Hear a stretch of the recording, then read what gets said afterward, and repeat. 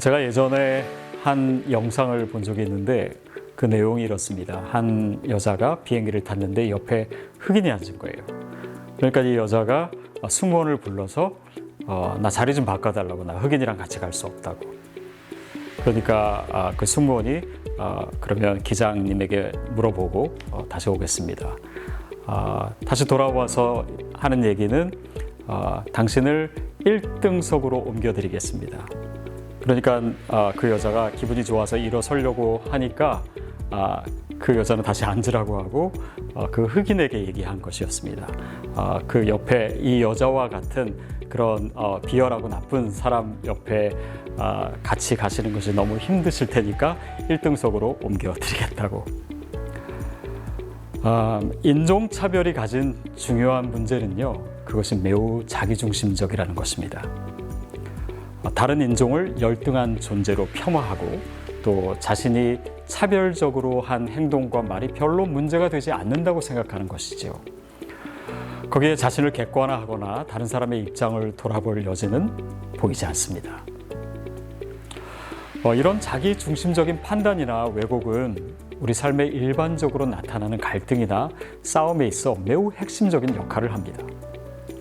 더욱이 요즘은 많은 경우 그런 자아중심적, 이기적인 성향이 가치 중립적인 것처럼 또 문화인 것처럼 여겨지기도 합니다. 그 안에서 정의나 공의 또 선과 악에 대한 구분은 점점 더 흐려지고 애매모호한 것이 되지요. 성경에 나오는 선악과는 에덴 동산에서 최초의 인간인 아담과 하와가 하나님의 명령을 어기고 먹은 과일입니다. 성경은 그것을 인류 최초의 죄로 규정하고 있는데요. 과일 하나 먹은 것이 뭘 그렇게 큰 문제일까요? 더구나 그 죄가 후대까지 영향을 미친다고 하니 사실 쉽게 이해가 되지 않습니다. 근데 그 의미를 따져보는 것이 필요한데요. 선악을 안다라고 하는 것은 무슨 의미일까요? 그것은 고대 히브리 문화에서 모든 것을 안다라고 하는 관용적인 표현이었습니다. 모든 것을 안다. 그것은 인간이 선악을 판단하는 위치에 서는 뜻으로 선과 악의 궁극적인 판단자이신 하나님의 영역을 침범한다라고 하는 의미입니다. 여러분, 과연 인간이 모든 것을 다 안다고 할 수 있을까요? 특별히 옳고 그름을 따지는 데 있어서 인간이 과연 그런 자격이 있을까요? 사실 인간은 매우 자기중심적이고 이기적이고 편협한 그런 제한적인 존재입니다. 그러나 진리가 하나님께 속한 것임을 인정하지 않는 인간은 그 모든 진리 판단의 중심에 서려고 하지요. 플라톤의 국가론이라고 하는 책에 나오는 동굴의 비유라는 이야기가 있습니다. 동굴에는 많은 수의 죄수들이 벽면을 향해 묶인 채 앉아 있고 그들은 고개를 돌릴 수 없는 상태에서 벽을 통해 자신들의 뒤에 있는 인형의 그림자만 보고 있습니다. 이 그림자를 만드는 것은 태양이 아니라 동굴 안에 피어진 모닥불입니다. 즉, 인형과 모닥불은 각각 실제 사물들과 태양을 모방한 것들인데요. 그 안에 있는 죄수들은 벽에 비친 그림자를 보면서 자신들이 보는 것을 실제라고 여기고 있습니다.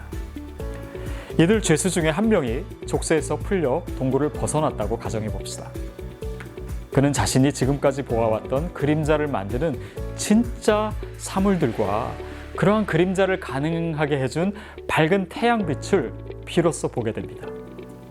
그때 그는 자신이 알아왔던 것이 다 거짓이었음을 깨닫게 되고 그래서 동굴 안으로 들어가서 사람들에게 자기가 본 것을 얘기하지만 아무도 믿어주지 않았다. 이런 이야기입니다. 인간은 자기중심적입니다. 그것이 죄의 속성이고 타락한 인간의 본질이기도 합니다.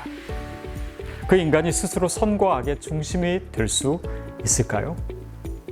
종교는 어떻고 하나님은 어떻고 구원은 어떻고 많은 경우 그런 판단과 신념과 지식은 갈등을 일으키고 심지어 폭력이 되기도 합니다. 나 자신, 즉 자신을 추구하는 인간 안에는 선악의 문제에 대한 답이 없습니다. 나아가 우리의 인생에 대한 구원의 문제에 대해 답을 내릴 수는 없는 것이죠. 왜곡된 자아 속에서 선악을 판단하려고 하는 인간, 그것이 바로 하나님의 위치에 서려고 하는 인간의 죄요, 또 죄의 근본의 개념입니다. 선악과를 따먹는 것이 죄가 되고 인간 스스로 판단의 중심에 서려는 교만한 태도가 인간 본성 안에 남아있는 죄의 모습입니다. 내가 진리를 판단하고 마치 그 위에 서 있는 것처럼 자기 자신을 지켜 세우는 그런 가치와 생각의 함정을 우리가 주의해야 할 것입니다.